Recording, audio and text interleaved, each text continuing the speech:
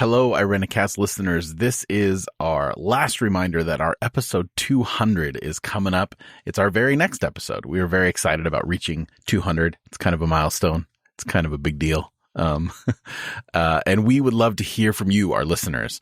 You've heard me plead for the last several episodes to send in your questions, comments, concerns, anything to the show so that we can incorporate that into our 200th episode. And I need to confess that last week I lied to you. I said the submission deadline is Thursday, April 7th, 2022, but we're going to extend that deadline. So now it is Tuesday, April 12th. Tuesday, April 12th. Get your questions in. We really, really do want to hear from you. Thank you to everyone who's already sent them in. And you can send those questions in via email, via social media, via audio clip, which would be great. We'd love to hear your voice. And all the ways that you can get us that information is in the show notes, irenicast.com/199, because this is episode 199, one before 200. So without any further ado, here is this week's episode.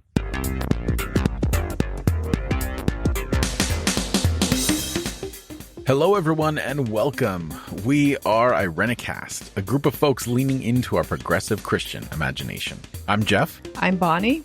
I'm Casey. And this is Rajiv. On the first and third Tuesday of every month, we provoke conversations for shifting perspective on theology and culture. Thank you for joining us. This week, we are going to be talking about atheism and agnosticism. I practice that. Agnosticism, because that's hard to say sometimes. And for our segment, we are going to be doing in a bit of irony compared to the conversation we're probably about to have, but we're going to be doing something called Top 3 Things We Are Against.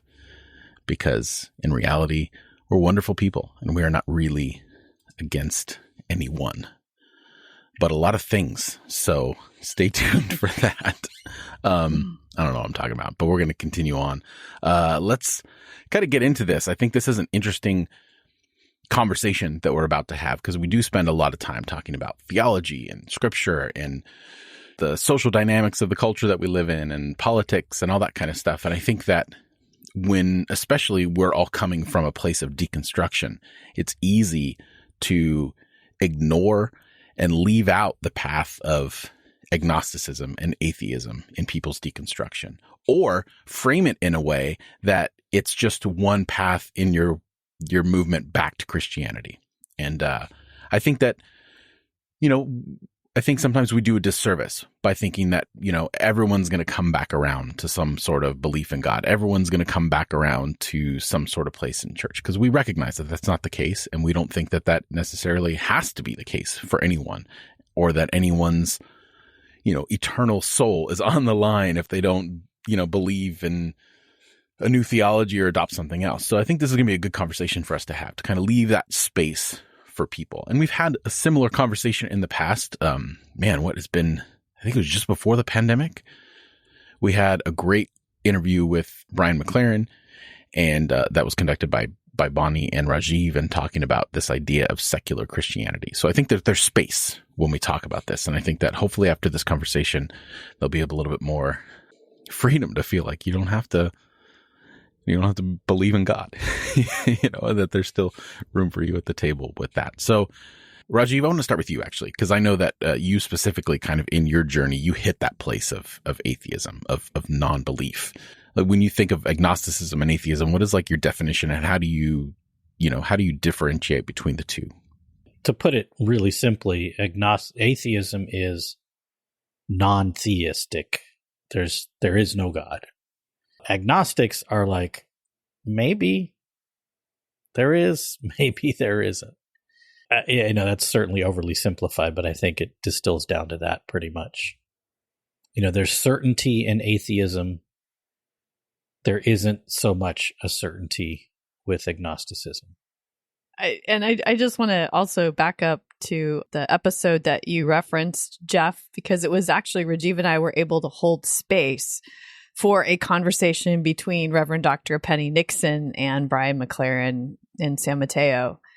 And yeah, part of that conversation included wondering whether or not there is such a thing as secular Christianity, which I think will probably get to somewhat in this conversation as well, because that's really interesting. Because even the term, we have atheism, agnosticism, and then secular. All three of those terms have their own definitions and their own way of approaching God. The definition, I think that's really helpful, Rajiv, this certainty versus uncertainty. An agnostic would probably say that knowing God is not possible. Knowing that a God exists is just not possible. And I love that we're bringing in that third way, which is the secular. I think that these ways of knowing or not knowing are important for a conversation around the future of Christianity. And as Jeff was saying earlier, there is no, in my opinion, no one way to any of these things, and none of them are better or worse than the other. And for many of us, we come to these places because of our own experiences and trauma. So I loved the conversation that you had with the Reverend Dr. Penny Nixon and Brian McLaren, Bonnie and Rajiv. And in recent years, like 2009, there were pastors who were put on trial for classifying themselves as secular or not theistic necessarily. And the question was, could they still be ministers if they no longer believed in God? This isn't like a far-off conversation. This is a real conversation about what it means to be a religious person, whatever religious looks like for you, a spiritual person. And I think there are many of our listeners who probably classify themselves in many of the categories we're talking about today. I think before we can kind of talk about if atheism can stand within the space of Christianity, I also think maybe we can take some time and just talk about, atheism and agnosticism on its own terms and how we maybe approach that in conversation. Because I know that for me, the framing of atheism was such a negative thing for so long that to get there, it can feel like an end or something that's like devoid of meaning. Or at the very least, it can easily get communicated like that, especially, obviously, since we're all coming from evangelical places. But I do also think that it can be communicated that way within, progressive or left-leaning Christian spaces, that there's always going to be this lack if you don't move out of that. And what that looks like and leaving space or an open door for that to be, I don't know, an okay thing to not be in belief or not claim a spirituality and still have, meaning, because obviously it's possible. I think that there are many atheists, some who are well known, who would say that they're very spiritual people. So I don't think that atheism is an absence of spirituality. It's an absence of God, a way of sort of landing in a place where one's relationship to God is that there is no God. There's no belief in the existence of a God. But Sam Harris, who's pretty well known, I think he's written lots of books. He has a great book. I can't remember. It's like Waking. I need to double check the title of it, but where he really advocates for and teaches an atheist spirituality. And anybody who's exploring atheism as a possible, I guess spirituality is as good a word as any, or belief system, metaphysics, whatever you want to call it, that's a really good book. And I'll find out. We'll put it in the show notes when I figure out what it is. And as it is with any like identifier like atheism, there's lots of gradients under that banner. What's interesting to me is I know some atheists who are like what I would call legit atheists. They're not atheists in response to anything. They're not like, well, I'm an atheist because how can you believe in that BS? To me, that's less authentic and less examined than someone who's like, yeah, I don't believe in God. What you think about it really has no bearing on my not believing in some God force. And what's fascinating to me, though, is there are some celebrity atheists. Christopher Hitchens comes to mind. whose entire framework for being atheist is to basically be anti-fundamentalist, literalistic interpretation of how Christians interpret God from the scriptures. And we're all familiar with that. So he's like anti that God, the fundamentalist God. And I'm like, well, I hear you, Christopher Hitchens, and I'm with you on that. But it's like, is that all your atheism is? Sort of this adolescent rant? Or is it a deeper, truer place of being? There's a spectrum there. So the real atheists that I know that I've been in a relationship, or some people that I trust a lot, like these are really good moral people who are thoughtful, and I'm grateful for their influence in my life. So, and they are respectful and perplexed by my theistic spirituality, because neither of us resemble the fundamentalist stuff at all. So in some ways, because of the ubiquity in our day and age of that fundamentalist nonsense, we actually find some things in common.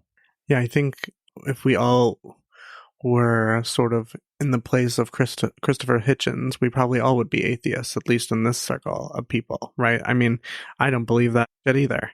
And I think the other thing, as I'm pondering what you all are saying, is a lot of times, coming from where we come from, the idea that to be atheist is to be immoral. There's something tragic that has happened to you. Godless heathens. Right, that's right. But many of the atheists I know are actually, like you said, Rajiv, we shouldn't even have to classify that they're super moral people. Like, we shouldn't even have to go there. But because of where we come from, we have to sort of say they're atheists and they're moral. Like, I think I know more immoral Christians than I do atheists, and the other piece of that is that, that they are sad, or they are angry, or they whatever. But I think that many of my atheist friends found so much more peace and joy when they realized that there wasn't some God outside of them who was forcing them to do things, or who had these higher expectations of them. There are assumptions about what it means to be an atheist person, and narratives about who they are and what their values are, and they are just not true. Yeah. I think what we're ultimately, kind of reading between the lines against is just fundamentalism, right? Because that form of atheism is just fundamentalism. That's the posture of it. It's a posture of being against something, like Richard Dawkins' God delusion, all that kind of stuff is just the other side of the coin from like John MacArthur. It's the same thing, is that their whole belief is based off of being the opposite of someone on the other side. And because your whole identity is built into being right, then, morality comes secondary, because everything else is a slippery slope around that. And I think that we get so caught up on belief and doctrine and theology and all that so much, not to say that it's not important, but when it becomes the most important thing, and we just forget, like, hey, I just want to hang out with decent people that aren't jerks, that, can see me for who I am in the midst of my beliefs or ideas or what I put on my pizza. That's when you're kind of onto something.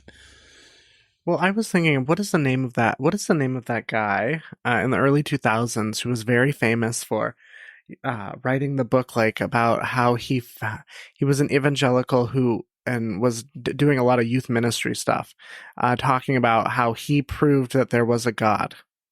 Do you remember this guy? Gosh, I wish I could remember his name. I was at Josh McDowell? Is that who you're talking about? The evidence that demands a verdict or whatever, that guy? Yeah. And I remember, seeing him at Spirit West Coast when I was in high school. It was my senior year. And he really, if anybody pushed me towards atheism, it was this guy. Like, and I at that point was still an evangelical. But my whole thing was like, why is this the thing? Like, why is it that we spend so much time questioning each other's belief? almost like a dick showing contest, like how big is your belief? Is it huge? How big is it? Like that's my best Donald Trump for you. That's what all I got. That's But good. I was going to ask for more, but go ahead. but really, like, why? Like, what does it matter? Like, why are these the things? We are so concerned about our own spirituality, it's easier to look over the fence at somebody else's than tend to your own garden? I don't know. Yeah. I mean, you know what they say, right? About when you're so defensive. Yeah. About a particular stance on something. Right. Ask any super homophobic person. Right. That there's something behind that. And I think that the defensive around belief and dogma is really telling. It's really telling about people and how thin and fragile those belief systems actually are. It's hard because when one sinks one's own identity into a belief system, which is probably in some respects pretty natural for humans to have a framework of belief or a framework of understanding of how the world works, and then identify with that, and then find one's place in the world based on that, and then move around. You get up in the morning, and that framework is sort of just with you and moves around with you. When one begins to question that, which it's pretty hard, I think, in 2022, with the scientific knowledge that we have, with the understanding of the globalization, the ways that now we can communicate with people with completely different worldviews, it's pretty hard to continue to hold on to those 1800s, early 1900s fundamentalist beliefs that churches are still trying to uphold. Right. It's like crusade. It's still that like crusader mentality. You must profess these creeds. One of my favorite colleagues, Doug Zeich, says, the reason why I struggle with creeds is because everything I actually believe about Jesus lives in a comma between born of the Virgin Mary and suffered under Pontius Pilate. Everything that is most important. I mean, it's like a continuation of these creeds that we see in 2022. And honestly, I mean, I'm sure we'll talk about this in a minute, but really, like, when we talk about secularism and secular Christianity, there's no closer place to secular Christianity than the evangelical church, because they have forsaken deep belief and now bow at the altar of Baal, basically, right? Wasn't that the one that was all about profit? I don't know, whatever that God was. But I mean, literally, it's all about show. It's all about consumerism. It is less about faith, much less about spirit. And just because you roll on the floor and talk in tongues and prophesy about whatever, weird dream you had last night, that doesn't say anything about your spirituality. It might say more about your mental illness.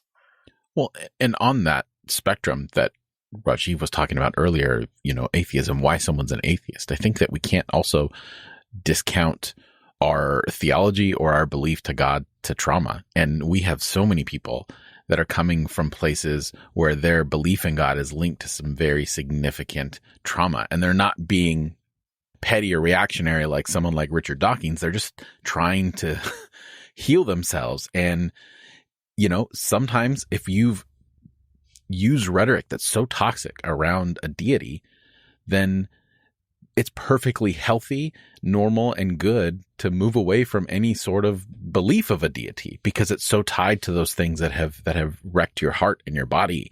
And, leaving space for that is so important, because again, we all know too well how religious trauma affects people in real and harmful ways.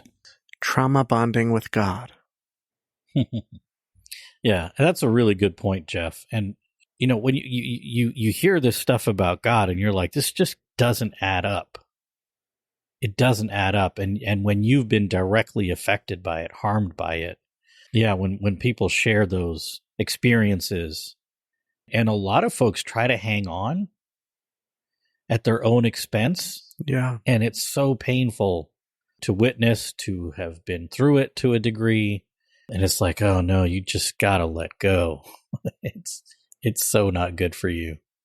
And I know I've been guilty of this, but saying, well, that's not really God. Well, it is to them. It is to someone's experience that the abuse that they suffered and that they had to endure. That is God. Like to throw that away and be so dismissive in just saying, well, that's not the real God. Let me show you the real God. And I think that I've done that myself in ways.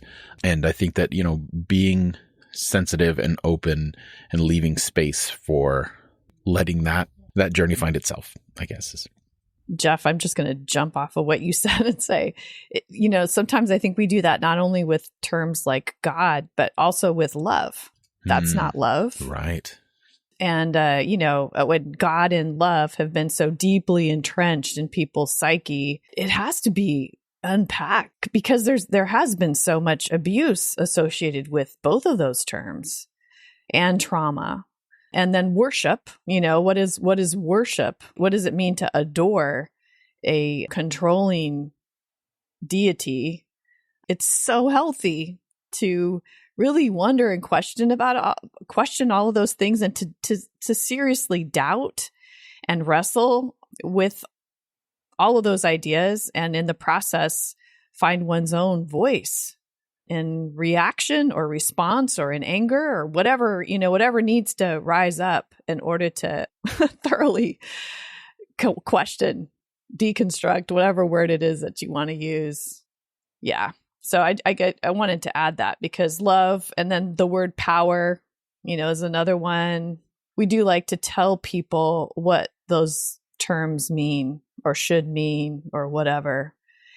And that's what I think is so beautiful about the idea of spirituality, is that spirituality is almost if we're going to talk about things that we're against, it's almost the anti-dogma, because it's very fluid. It's very nebulous. Just thinking about what's going on now with gender and how we're deconstructing these ideas of this gender binary system, and what's replacing it or what's rising up is this much more fluid understanding of how we embody multiple energies, and how, there's like all kinds of terms, spectrum and all inclusive. And Casey, you can probably speak more to this than I can, but I think that kind of spirituality is also a really beautiful uprising that's occurring right now. And I think atheism and agnosticism helped to make that possible.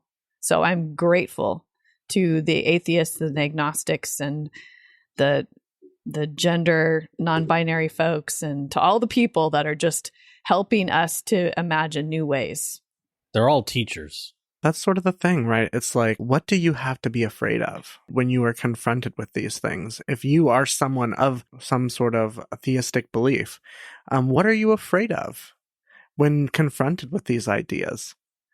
What is it that you have to be afraid of? If you are someone who believes, especially in the Christian tradition, that God is in all things and that God makes all things, then where is God in the midst of all of this? That is the joy of of the young people that are coming behind us who are destroying binaries. I mean, literally just blowing them up. When I started doing the work serving LGBT young people 10 years ago in Placer County, we were very clear about pronouns. Everyone had to say their pronouns. And now that's old. Young people these days, what's your pronouns? What are pronouns? I don't use any pronouns, which is stunning to me. Like, pronouns, that's ridiculous. Who needs to classify themselves? I mean, for some of our trans folks, that's still super important. But the young people I'm working with, and freshmen in high school, sophomores, they just don't even care. They don't even care because none of this matters.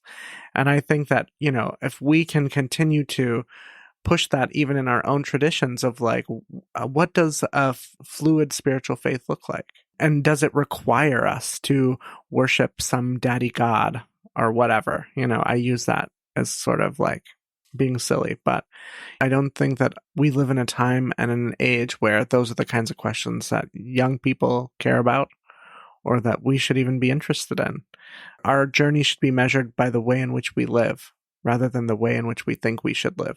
There are so many people who the reason why they need the binary is because they feel out of control in their lives. That is the tragedy for, I think of a lot of the evangelicals I know who, replaced meth addiction for Jesus. And so they use their faith as sort of like their next addiction. It is the thing that keeps them in line. It's the box in which they can live into. And there is some deep fear around stepping outside of that box, because if they step out, what does that mean for them? I understand some of that. Like, I sympathize with it being that in some ways, it is their safety from returning to stranger and harder times. But the invitation, I guess, from me to any person who might be listening who is a part of that journey, or, because I can just imagine this is going to be sent to all of our best evangelical friends, would be to say, although you need that, there are some who do not. And just because you need to live into the binary does not mean that the world is binary, or that God is binary, honey. So it's important. Well, I think part of that fluidity too is also being able to have seasons where you do hold on to a binary, because you need to kind of get your balance in something before you kind of move on to something else, or flow into a new way of life or thought. And I think, we can see that in a lot of different areas of our life. And that's why I think belief, when linked with dogma, is so dangerous, because then it's like the dogma are these walls to like, I trapped you in this binary. Now you got to stay here and you can't move on to something else. We've done an episode about this before, but pluralism, part of how I describe myself in this aspect is I'm an ardent pluralist. What that allows or demands of me is to treat somebody who does find some comfort and sustenance in the binary, to recognize that as an option amongst many options of where to find comfort and sustenance. And it allows me to be rooted and in relationship with people that are rooted differently. Maybe that's really the point. Because one of the things that does concern me about some of this is to be like a nothing. I don't care. Because apathy is very dangerous. It's dangerous to individuals, and it's dangerous to the entire world. So I hope people don't land there and stay there for very long. I really like that. Apathy is the most dangerous. Yeah. And people have to find identity and belong. And that's usually because we've come to some sort of social contract that we kind of all agree upon. I think we're just in this great upheaval period right now. There may be a time 100 years from now where even the term binary is like one of those old English words that we hardly ever use, because we've come into this new way of relating to one another that we will all agree upon and feel, again, a sense of identity and belonging and connection. Or what we'll do is we'll find that there are many ways, but we'll come to some sort of consensus on how we're going to relate to the many ways and how we're going to find our roots in relationship to the many other ways besides our own way or our people's way or whatever. But it feels now like we are in this upheaval moment, in this moment of chaos, and it's always hard to sit there. And so we all, this is when patriarchy and all the isms rise up fiercely, because they know that their death drum is beating, and they just can't stand the idea that they may be in the past forever. So we have to be vigilant and opposite of apathy, apathetic in our desire to stay in the chaos until it clears, until we see a way forward together. I mean, we're talking about atheism and agnosticism, and there's probably no, like a path where you're comfortable with uncertainty. Agnosticism has been a tried and true path where you live in the unknowing for, since the late 1800s. I think that's where the term was first coined. So that could be a philosophy really we're spending some time studying and thinking about, that could provide us some wisdom for this time. at the end of the day, most of us are agnostics because all we're really doing is babbling anyway. We really don't know what the hell we're talking about. we see dimly. And I think, going along with all that is we all, live at a certain amount of intersectionality between all the identities that we hold in our life. And when we communicate, kind of closing this and bringing it back to the beginning, but when we communicate Christianity and theology in a way that doesn't leave room for someone who's at a place of, atheist and Christian, how do those things balance and do they fit? And I think that we create religious spaces where in evangelicalism and in mainline or progressive Christianity, we don't create a lot of space or hold space for that lack of belief. And I think we're probably all in agreement here that there should be more space within Christianity to live in I don't believe. And so I guess then what does that look like when we talk about that? Kind of going a little bit back to what we talked about secular Christianity, but I don't even think necessarily we can equate fully secularism and atheism. I think that there can be, I think secularism leaves room for a belief in higher power, but maybe I'm wrong. I don't know. What do you think? That's a real messy way, but. Yeah. I think it is absolutely possible to be a Christian and an atheist, or a Christian and a secular person. I know lots of them. I've been one of them. Depending on the day, you call me up in the morning, I might be one, and then in the afternoon, I'm like, okay, God, you're there. The reason I say that is I've learned a lot from friends who identify as secular Jews. These are folks that are rooted in a tradition. They have a strong identity. They love and engage in the rituals because it binds them to community. But none of it hinges necessarily for many progressive Jewish communities, Reformed Jewish communities. It doesn't hinge on you believing in the God of the Old Testament or the Hebrew Scriptures. It's about community, and I think there has to be room for that within the Christian tradition as well, where people want to be part of a community that's about something bigger than them as an individual and do some good in the world, try to bring about healing. And it can be very effectively argued that Jesus was the first humanist teacher that has kind of stayed with us. That argument, it has legs. It really does. So the fact that we haven't been more receptive, like actively receptive to secular Christianity, I think is more of a sign of our falling away from the tradition than it is a fuller embrace of the tradition. Yeah. Here. I think too that, we're, I can speak for myself that part of the actual deconstruction process from fundamentalism, which, I believed because I inherited those beliefs. So I was indoctrinated with those beliefs from the time I was, before I was born. I wouldn't have thought differently until I came of age and started to wonder for myself. We still are maybe using the same system of understanding what belief is that we were using when we were inside a fundamentalist tradition.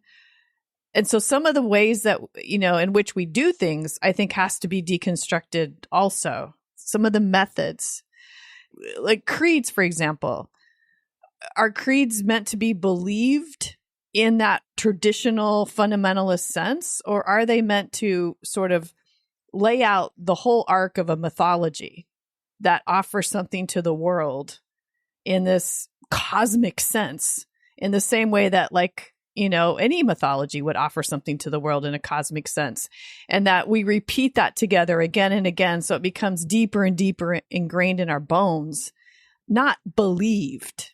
Like in a Mary was a virgin. Like I believe that in a scientific, historical way.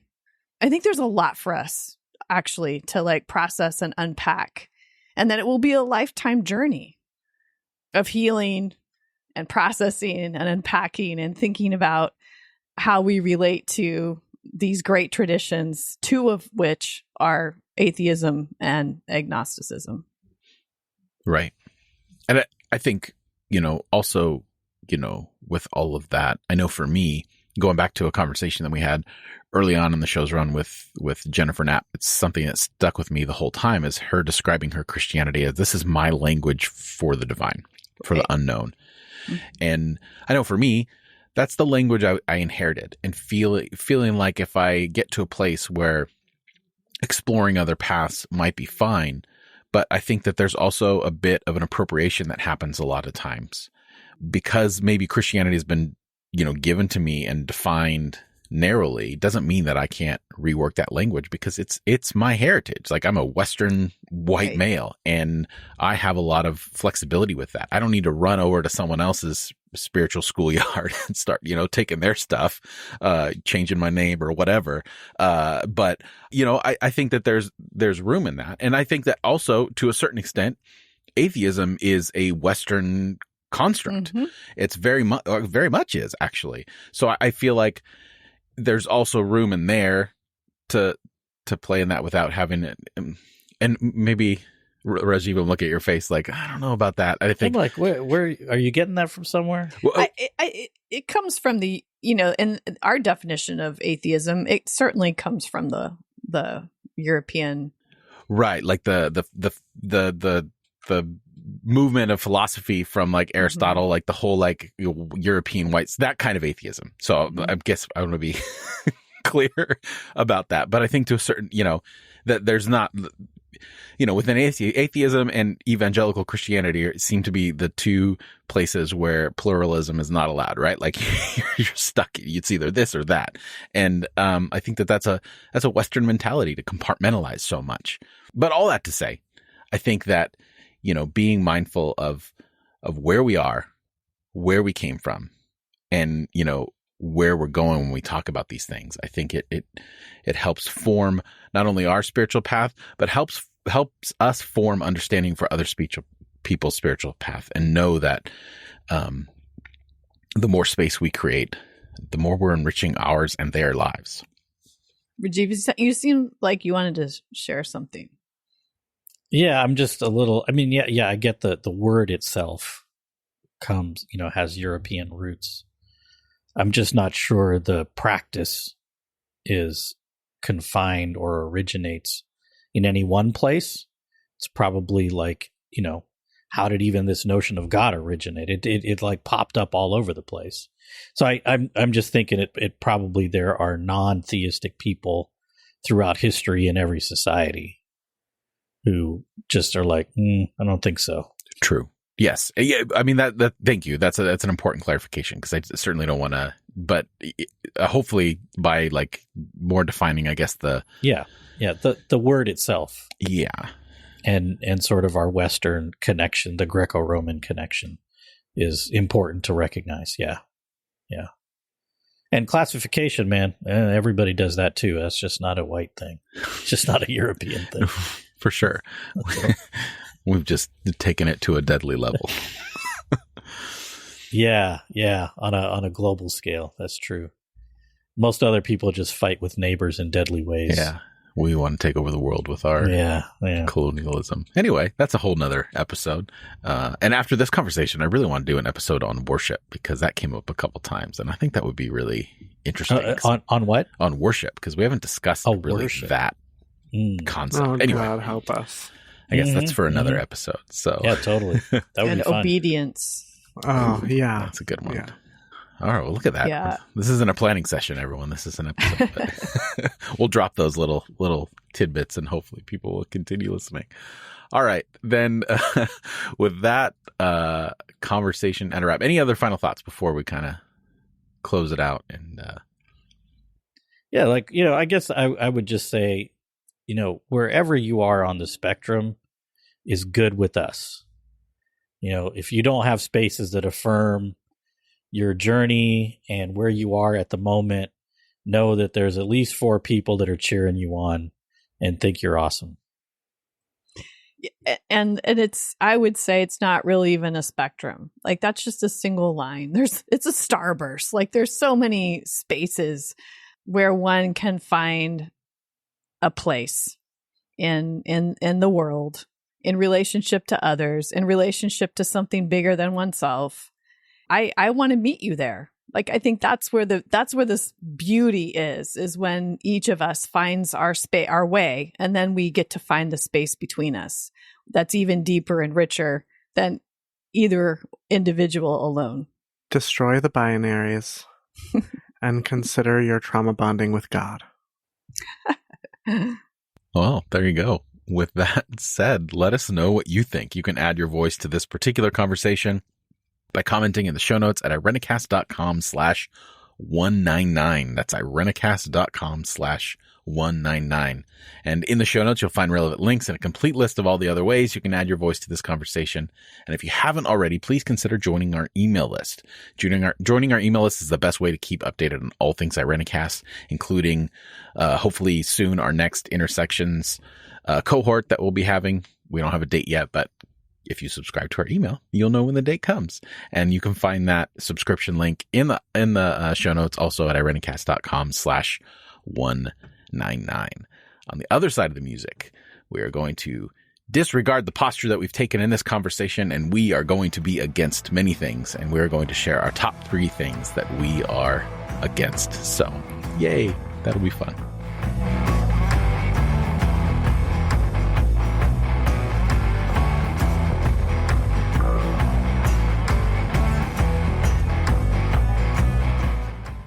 Right. We are on the other side of the music, and this is a regular segment that we've done. We've done top 3 various things, but we just thought it would be fun, a little ironic to do top 3 things that we are against. Obviously, these are, well, I don't want to speak for everyone, but most of these will be tongue in cheek, but there may be some nerves that are struck in this particular point in the show. But this is why we do the segments, to kind of blow off some steam and be ridiculous, which we need.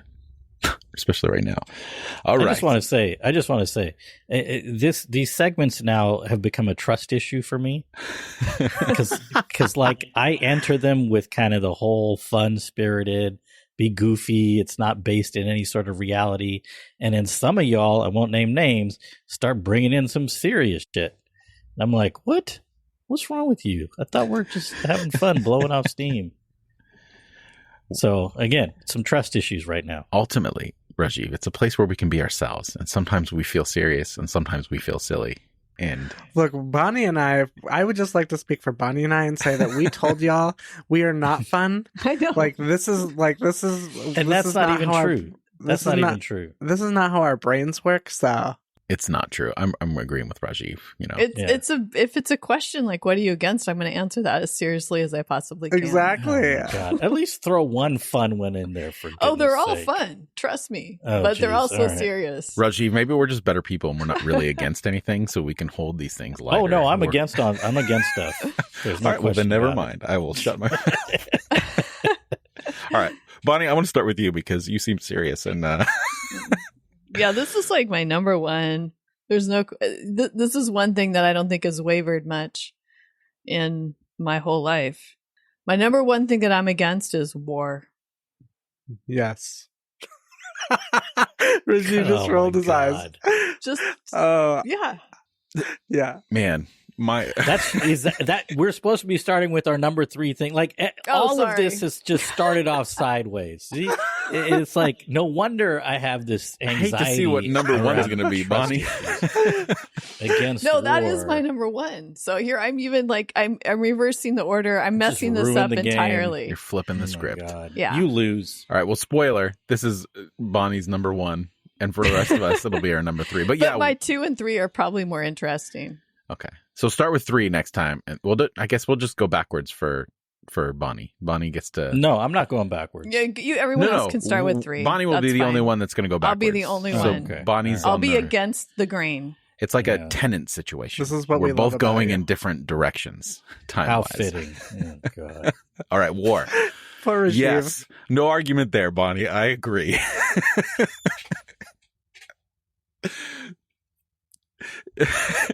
And yet it happens constantly all the time. True. So It's like, how are we supposed to have fun now? I'm fine with it, you know. what's your number 3, Rajiv? Okay. I'm a pluralist, so it's okay if other people do, but it's broccoli on pizza. I I was agree. wondering if this was I going to come agree. up. I am right there with obviously you. disagree. It's got to come up. Jeff. Look, I I'm mean, gonna yeah. go. Look, I'm gonna go with my number 3, which was pineapple on pizza. Oh, but see, I'm in that. You're case. going See, pizza nope. here. Honestly, if you put pineapple on pizza white, no. I'm against it. I don't want it. Okay. Well, Jeff? compared to war, you first know. I want to say, you know what? I am always on Bonnie's side. I was totally down for her anti-war movement right now, and now she's siding with Rajiv, and they're both shaking their head at me, and she just is like, "Move on." No, I can't. like pineapple I can't on pizza. see you. The eye surgery is still recovering. So broccoli and pineapple on pizza. I'm okay with either of those. In fact, I have had both at the same time on a pizza, and it was delightful. So I don't know what you two are talking about. I think now I have trust issues. God. All right. Well, I'll go. Something just as superficial. You know, it's not war or anything, but landscape video. When someone takes a video with their phone and they do it in landscape, unless you're doing TikTok or whatever, don't do that. Just take the extra second to make sure that the little icon flipped so that I can see everything and I'm not just looking at someone sideways or the wrong way. You and Jose both. I hate it so He much. gets so mad. He gets so It's mad. like, why did you do that? Because every year I do this like little montage for my kids of all the video I've taken from our cell phones. And I swear every year my wife probably hates me at this point, but I'm like, that was a great shot, but it was in landscape. And now I had to do all this extra work to flip it. And yeah, that's my number 3 most hated thing that I'm against is landscape video. So, All right, Bonnie, what's your number 2? Cancer. No, are we okay? So yeah, I'm let's go going number 2. opposite? This is where we intersect. This is where we're all on the All right. same page, and then we'll split No. up again. Not cancer, but it is cancerous, and this is going to be or I don't know what this is going to be, heretical. My number 2 thing that I'm against is monotheism, Yeah, and I'm very serious about that. I'm with you on this that. idea that God is one is, I think, highly problematic and part of why we are where we are when it comes to binaries, especially spiritual binaries. Yes. So yeah, I'm not Sorry. clergy anymore, so or at least I'm not working professionally as clergy right now, so it's okay. All right. I think So, it'd be okay. Who wants either to way. follow up monotheism with their number 2? I thought Rajiv was next. I'm not going next. I'll go next. I'll break it up. My number 2 is MSG hate.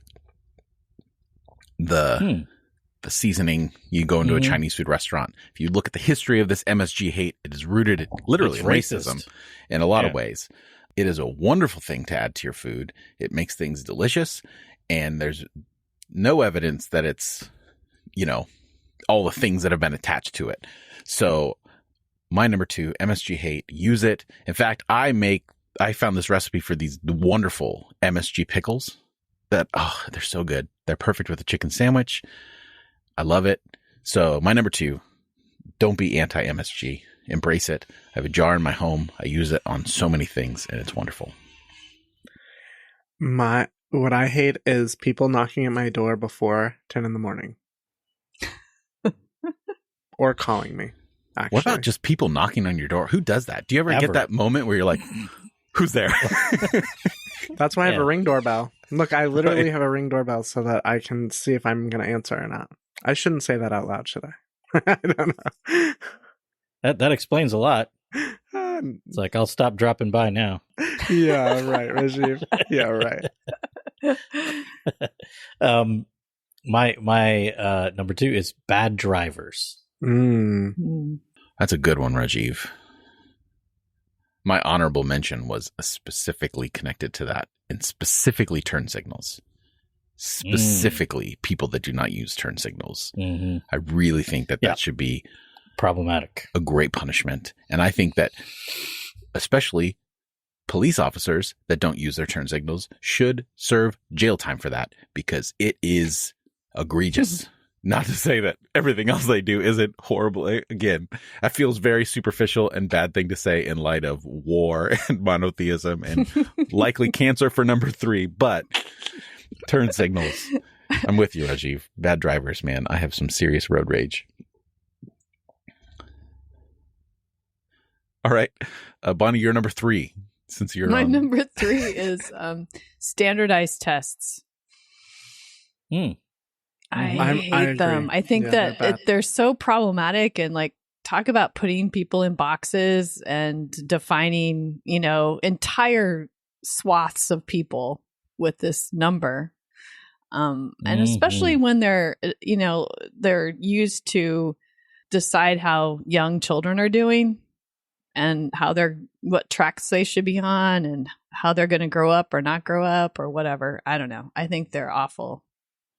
I agree with that. I actually, that's one of the reasons why I went to a private school, because I knew that with test anxiety, I would never pass an SAT. Because I have too much anxiety, test anxiety. And now they just announced they're getting rid of ACTs and SATs. I saw that. I was just going to say that, yeah. Mm-hmm. But they're not doing that at the 3rd grade level. They're keeping all the standardized tests. So it's like, how is it that, college, I don't know. Anyways, there are better ways, so much better, I think, data proven better ways to decide if children are learning. I just had a conversation with my kids this week because they were like, the state testing's coming up. I don't know how we're going to do. And I said, it doesn't matter, girls. Don't worry about it. Just fill in all C's if you want to. Doesn't matter. Like, it's not going to affect your grade. And they're like, really? I said, yeah, it's not, you're not getting, just don't worry about it. Yeah, I agree. I'll do my number 1. Number 1. I do not like Governor DeSantis. I am super. This is my one serious one, Rajiv. Okay, Mm-hmm. I get one. I'm with you. And honestly, he is at the risk of murdering many children, quite frankly. And I am just so bothered that his state legislature would pass this bill, that he would sign it. And I really hope that for all those of you in Florida, that you do whatever you can to remove him from office, like that he is voted out ASAP, because he is toxic to your state and he is toxic to our country. And this is another reason why I think the state of California should be its own country, because I am embarrassed to even share anything with that person. So there you go. Mm-hmm. Some radical speech there, man. But yeah, it's so sad what's happening in Florida. There and Texas. Honestly, like there are in 2021, there were 118 bills passed, anti-LGBT bills, or something like that. Or no, I'm sorry, there were 228 bills passed in 2021, and already in this year, in 2022, there are 118 bills throughout the country that they are passing anti-LGBT legislation. And that was in March, everyone. So 1 quarter into the year, we are already catching up to last year's 200 and something bills. Like, we must do something, and we must vote out these people who continue to put our lives and our children's lives at risk. It has to stop. Okay, there's my look. My number 1 was serious. So sorry. Just before I say my number 1, I want everyone to know that I completely agree with this, and that my number 1 is superficial and stupid. And I don't want, maybe Rajiv, you should go and we can contrast the yeah, because mine's actually this one's a little more serious. Well, even before, can I say something to what Casey's? Yes. I just want to say that, when those things are happening in Texas and Florida, shout out to the people who are working so hard to break down these systems of oppression, because the fact that there's this backlash, like oppress, means that there are people on the ground working so hard to undo those systems of oppression. So you're right. We have to vote those people out because we have to be better than the systems of oppression. And we can in a democracy. And also, there's a new dawn dawning. There's a new dawn. There's a new dawn dawning. There's a new day coming. And that's like, let's keep that momentum going. I hope you're right.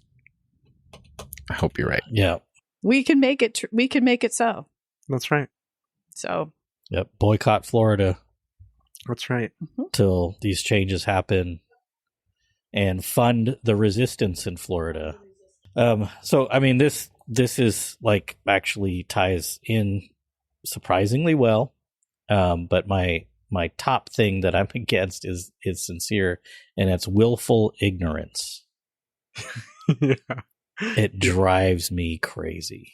It's a bad one. Rajiv, I just got to point out your hypocrisy. And hey, Jeff I waited till number one. Jeff is hanging me out to dry with I waited till number one. Your stance of making this light and not serious and just... Yeah, but if we were all lighthearted, we could have taken willful ignorance into a more fun, loony direction. Oh, so pass the blame. I see. Cartoonish. Okay. When Jeff said, I want to call out your hypocrisy, I thought he meant your hypocrisy as in, I have experienced you as willfully ignorant from time to time. So. Do tell, wow. Bonnie. Do tell. Wait a minute. I feel like Bonnie's you speaking started from us with experience. war, and now you're starting the trash talk. Okay. This is like, oh yeah, This but you're not on any drugs. You are You may have to clear-minded. edit me out on this one. New segment, marriage counseling. Let's go. Oh my goodness. All right. Well, my number one is kale. It's gross. I don't like it. Oh, I like kale. What? Yeah. It's